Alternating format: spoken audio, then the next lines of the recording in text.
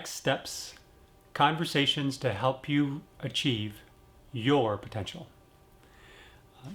My name is Stephen Bouchon, and today I want to talk about sort of a continuation of what I talked about the last time we were together in the last video.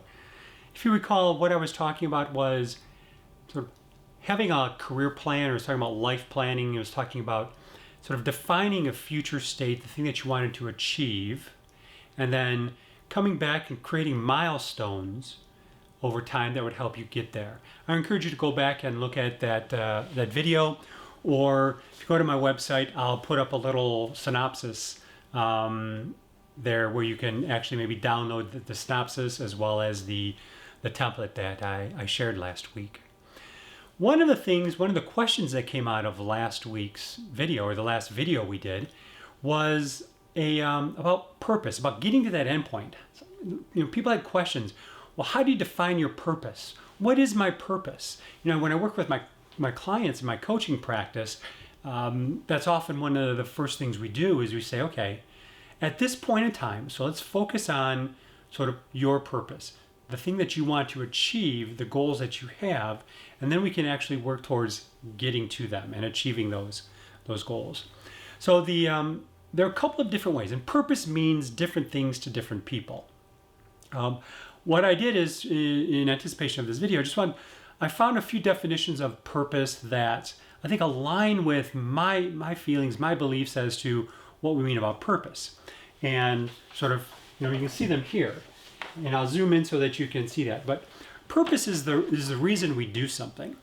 Okay? It's the reason for which something is done or created, or for which something exists.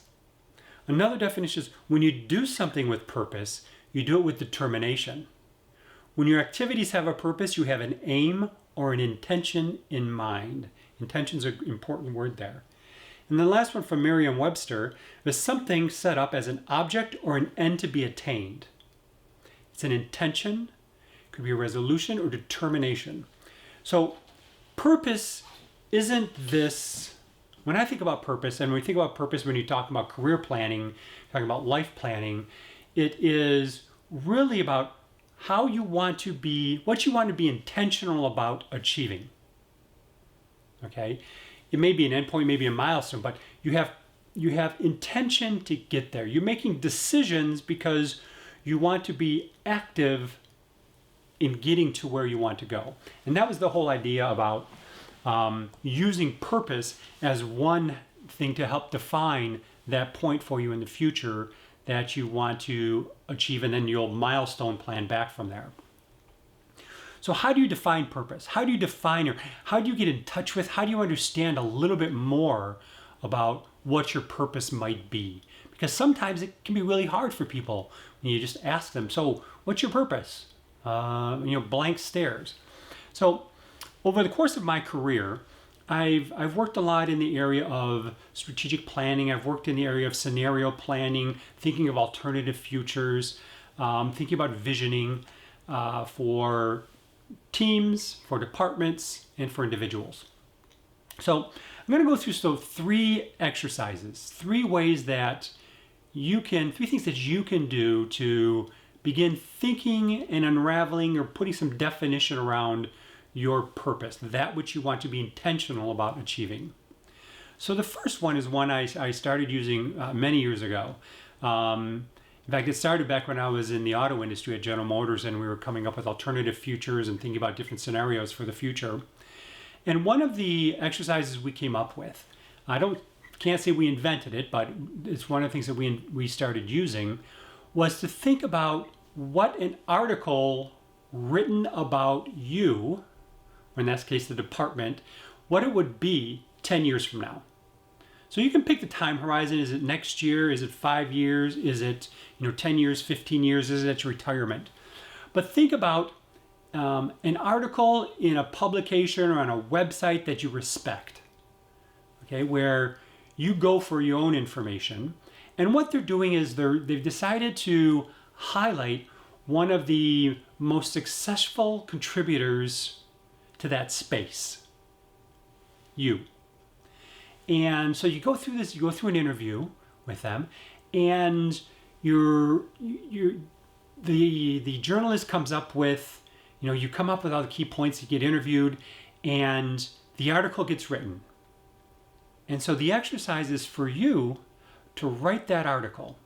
So imagine you're 10 years away from now, 15 years away, and you're reading the article about you. What are the key bullet points? What are the key things that are talked about that you contributed that made you successful in whatever it was? It could be, at a business, it could be raising funds, it could be supporting a charity, it could be, it could be redoing a car, for example. It could be, coming up with launching a new business, transforming an industry. Whatever it is that is important to you, there's an article being written about it, and it's starting to highlight those bullet points. So the exercise is for you to write that article. And if you can't write the article, just write some of the bullet points that are there, some of the key accomplishments you had over that time period, over those 5, those 10, those 15 years. What are some of the key changes that resulted because of you being there? What are some of the key impacts you had on your community, on the business, on your department, on the industry? What are those? Okay? And so you write that out. Now, the key thing is, spend 10, 15, 20 minutes doing it, but not a lot. I mean, it's not a real heady exercise. It's just get in touch with the future, those accomplishments that you had over that period of time, and just write them out. Often 10 to 15 minutes we'll do it, maybe 20 minutes, and then we'll go back and we'll talk about it.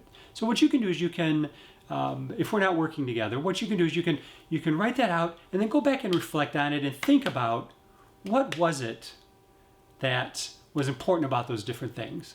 And that can begin to define that end point, that end state for you. And again, it can change, but it's good to have that listed out. The second exercise, this is a guided visualization. I'll talk about 2 guided visualizations that we used during my training as a coactive coach. And this is used to help, and I use this with my clients often very early in our coaching relationship, to help identify sort of that resonant future that they want to achieve. So the first one goes something like this. It's early in the morning. You're sitting out there. You're on a porch. You're looking out over a large piece of grass, and it's sort of falling away to a body of water. It's early. It's calm. You've got a cup of your favorite morning brew, whatever that be. You're smelling it. You smell all that's around you. So you're getting into this state of calm. You understand what's going on. It's going to be a good day. The day that it's going to be such a great day is the day that people are going to come together to celebrate you. And what happens in the visualization? So we start walking through, your family starts to come around you, and they start, acknowledging all that you've been for them, all that you've, given to them, what you've meant, the guidance you provided, the impact you've had there.